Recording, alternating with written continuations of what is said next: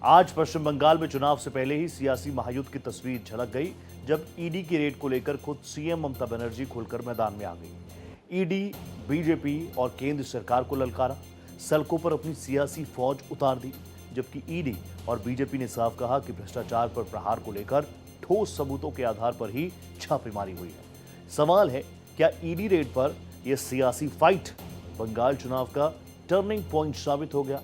क्या यह भ्रष्टाचार पर चोट है या ममता के आरोपों के मुताबिक राजनीतिक प्रतिशोध है?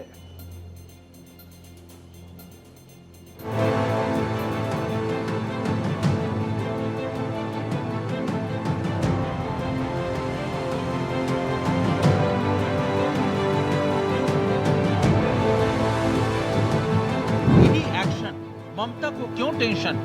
आई पैक का दफ्तर, ममता की टक्कर। मनी लॉन्ड्रिंग का सवाल, ममता का बवाल। देश की प्रवर्तन निदेशालय यानी ईडी ने बिहार, उत्तर प्रदेश, गुजरात और तमिलनाडु समेत कुल 6 राज्यों के 15 ठिकानों पर छापेमारी की है। लेकिन सबसे बड़ा खेला हो गया सीएम ममता बनर्जी के पश्चिम बंगाल में। कोलकाता में जब ईडी टीम ने political consultancy firm I pack के दफ्तर पर छापेमारी की, तो सारे प्रोटोकॉल को तोड़ते हुए खुद पश्चिम बंगाल की मुख्यमंत्री ममता बनर्जी राज्य के डीजीपी के साथ घटनास्थल पर पहुंच गई और वहां से न सिर्फ कुछ फाइलें और हार्ड डिस्क अपने कब्जे में ले लिया, बल्कि ईडी की इस कार्रवाई को लेकर सियासी घमासान भी मचा दिया। दरअसल 2026 का बंगाल चुनाव बेहद करीब है। बीजेपी के राष्ट्रीय अध्यक्ष जेपी नड्डा कोलकाता में हैं। सभी पार्टियां चुनावी चक्रव्यूह जमा रही हैं, लेकिन असली चुनावी जंग से पहले ही कोलकाता में सियासी संग्राम छिड़ गया।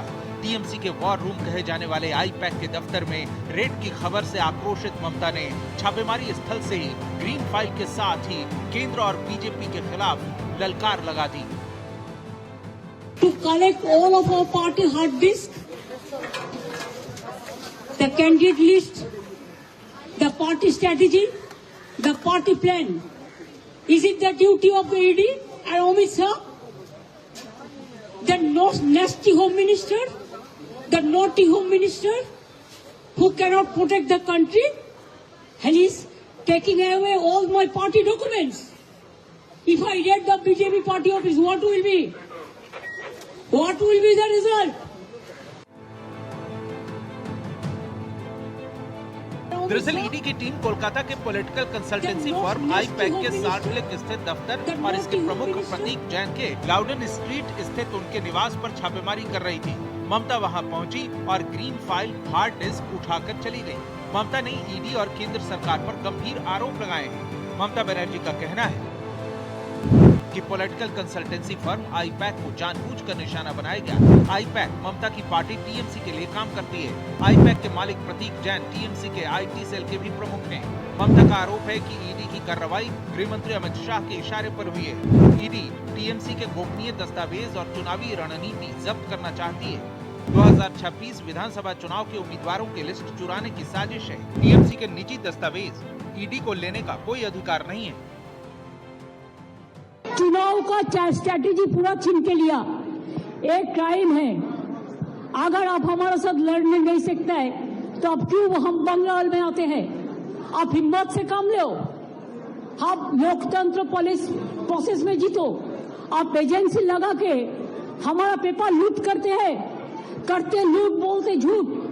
हमारा पेपर लूट करते हैं, हमारा स्ट्रैटेजी लूट करते हैं, हमारा डेटा लूट करते हैं, हमारा वोटर लूट करते हैं, हमारा बंगाल को लूट करते हैं, हमारा भाषा को लूट करते हैं। एक तरफ जहां ममता ने ईडी की कार्रवाई को राजनीतिक प्रतिशोध बताया है, वहीं दूसरी तरफ बीजेपी ईडी के एक्शन को भ्रष्टाचार के खिलाफ तगड़ा प्रहार बता रही है। ममता की दखलंदाजी को असंवैधानिक और केंद्रीय एजेंसी की जांच में सीधा रोड़ा अटकाना बता रही है। वहीं कांग्रेस ने भी आई पैक, जिस पर छापा पड़ा है, इसे लेकर बेहद गंभीर आरोप लगाए हैं।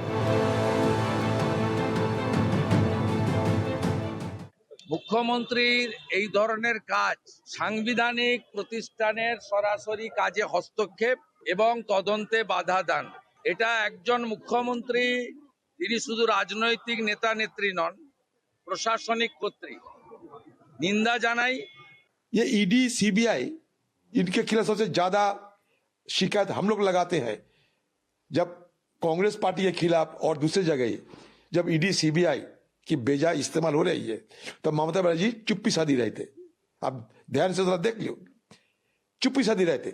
जब उनकी घर में एक उनकी लगे कि इसके ऊपर हमला होते हुए मुझे कोई हानि पहुंचाएगी तब वो दौड़ के निकाले आए। तो मुझे कहने का मतलब ये है कि एक मुख्यमंत्री को ये शोभा नहीं देते। अब ईडी की इस कार्रवाई पर सड़क से लेकर अदालत तक घमासान बढ़ गया है, जहां एक तरफ ममता बनर्जी के आह्वान पर टीएमसी नेता कुणाल घोष के साथ पार्टी कार्यकर्ताओं ने सड़कों पर उतरकर कोलकाता में प्रवर्तन निदेशालय और सीबीआई के खिलाफ विरोध प्रदर्शन किया। देखिए, आज पूरा स्टेट में प्रोटेस्ट हो रहा है। अभी यहाँ पे कलकत्ता का 28 ward under the leadership of our councillor Arun चक्रवर्ती, हम लोग यहाँ पर ये प्रोटेस्ट कर रहे हैं। ये ईडी को, सेंट्रल एजेंसी को मिसयूज करके भाजपा उनका पॉलिटिकल एजेंडा फुलफिल करना चाहते हैं। अभी वो समझ गए वो बुरी तरह हारने वाला है। अभी ये ऐसा है कि वो तो वोट चोरी करने का कोशिश किया इलेक्शन कमीशन को मिसयूज करके। वो वोट चोर भाजपा, वोट चोर जेन्युइन वोटर्स को हैरेस करने लगा।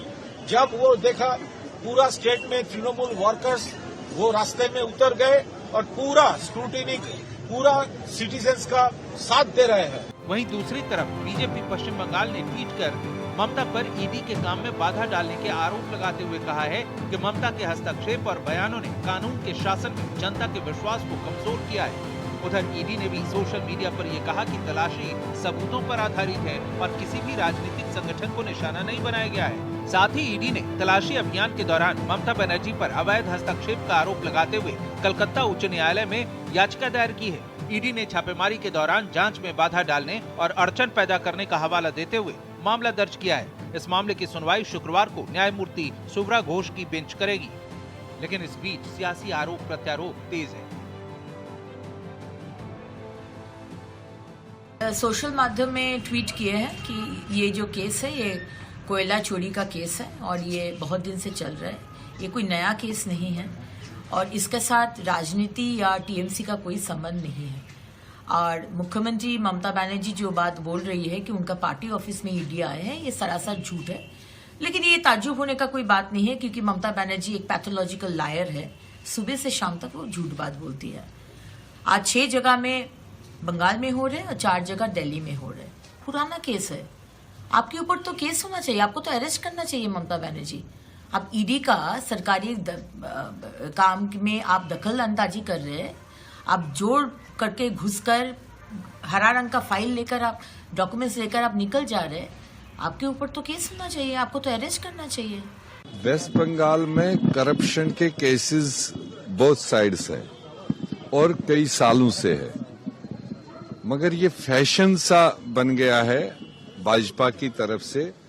इलेक्शन जिस स्टेट में नजदीक आता है वहां पहले अपने से पहले वो ईडी को भेजते हैं। और अगर ये केस बनता था इस कंपनी पर तो ये तो 10 साल से काम कर रही है।